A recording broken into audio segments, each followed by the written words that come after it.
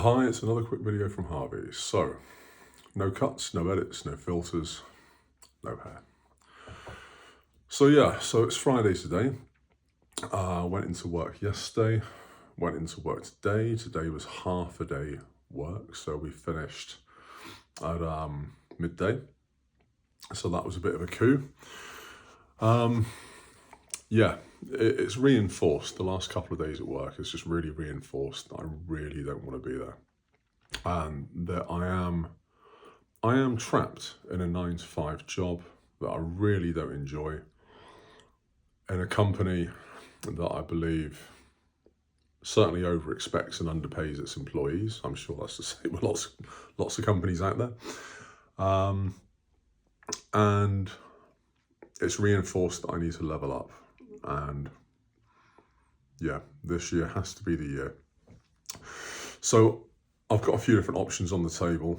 I can either look for another 9 to 5 job and then hopefully find one for the same money or hopefully more closer to home. And then that frees up 2 hours travel a day that I can then use productively to engage in growing a side hustle, another job, essentially. That'll give me about 10 hours a week to put into something. I've got the option of just quitting and looking for something else and just doing that. Something perhaps more engaging, perhaps more enjoyable, certainly better paid. I have actually been on the jobs pages today. I went on LinkedIn, not really much on there. It's like Facebook for businesses.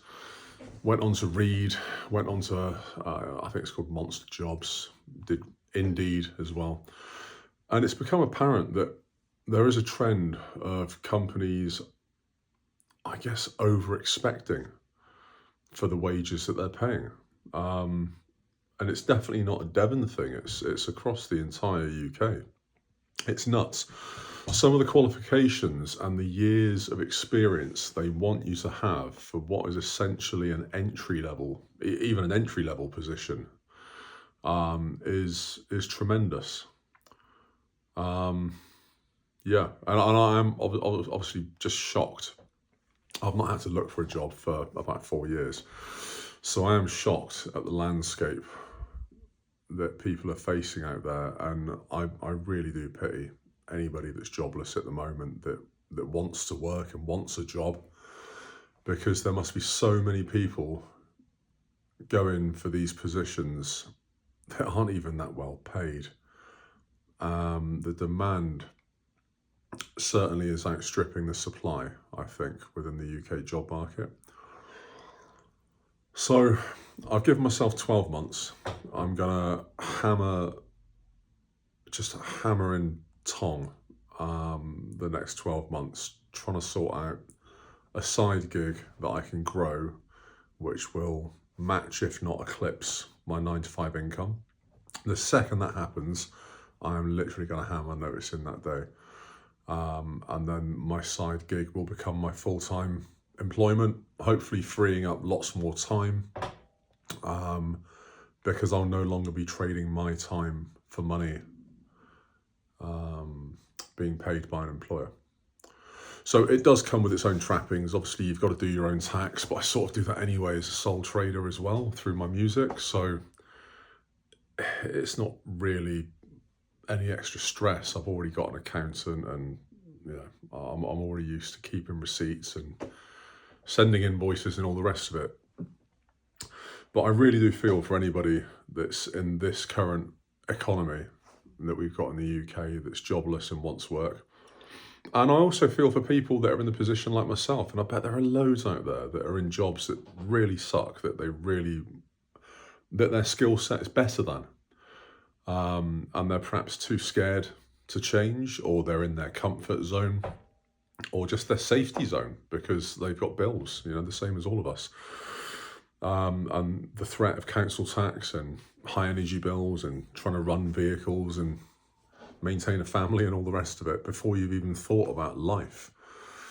That keeps you scared and keeps you in your 9 to 5, which is great for the government because it means you're You're paying your taxes, they're getting their money, at the expense of you living a worthwhile life, which is no system should put that on people.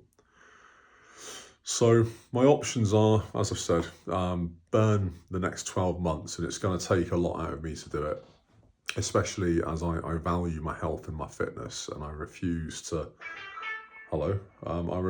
give up things like gym memberships, and I refuse to quit going to the gym, because that literally is what keeps me sane at the moment. And then that's my 12-month plan, just to try and either find another job, start a side hustle, and let one eclipse the other. And then I guess the plan beyond that, maybe the 12 months to 3-year plan, is to grow the business and expand. And I think rather than expanding and taking in outside help, I'll look to do something like maybe employ my children to do roles within the company, whether it's marketing on Facebook or whatever it might be that they can do or they can be trained to do. I'll get my kids' jobs first. And then I guess the 3 to 5 year goal, that's an entirely different kettle of fish. I've been Googling all sorts, been researching as always, and the UK economy's done. It really is done. There's talk of us going back into Europe, trying to reset Brexit, and I don't think Europe wants us or needs us, to be fair. Europe seems to have done fine without Britain, which begs the question, how are they going to fix anything? You know, it's Brexit really that's put us into a lot of this bother. And I guess David Cameron fought for, best part of 10 years to try and get us out. And then lo and behold, you know, we're worse off. So, yeah, I don't think the UK is fixable. And I think the 3 to 5 year goal is to take the side hustle that I created in year now to 12 months. Hopefully it'll be an online one. Well, I can guarantee it'll be an online one that I can run from a phone or a laptop if needs be. And I'm going to pick up sticks. I'm going to move abroad. Now, I've not decided where. I've not looked into it. I do have a couple of strings to my bow as far as overseas goes. I do speak a few different languages. Not fluently, but I do speak pretty decent Portuguese, pretty decent Spanish, pretty decent French. So that's close Europe, or Brazil, I guess, if worst comes to worst. And I did learn Japanese for 3 years. So there are those options. Those are the places that immediately leap out at me. I have been inspired by people in the comments on the previous video, not only telling me about how their situation is a struggle, and it just reinforces that the UK is really, really going through it at the moment. But also, I mean, there was a chap on there that mentioned he was a millionaire living in Thailand, and you know, to all intents and purposes, that sounds fantastic. I think we'd all love to be there. Sadly, we can't. There's only enough room for so many millionaires, I guess. But yeah, Southeast Asia. I do know a few people that have relocated to Southeast Asia, places like Thailand, Vietnam. And they are working in roles very similar to myself, web design and SEO, or paid Google ads, that type of thing. And to be fair, it is a good skill set to have, even though AI has come along and it's kind of flipped the script. And I guess a lot of jobs are vulnerable now, particularly white collar, particularly computer based. But I think it still needs that human touch, and it still, for now, it still needs that human common sense to be able to manipulate SEO in such a way that you can get results that clients want, and to be able to manipulate and read paid ads and create them in such a way that they do get the best results. And like I said in the previous video, yeah, AI can definitely do content probably about 80% as good as a human. But the gulf between that final 80% and 100%, it's probably another couple of years. So I think I've got probably at best 2 or 3 years before then I need to diversify again. So that's the plan. Just keep leveling up.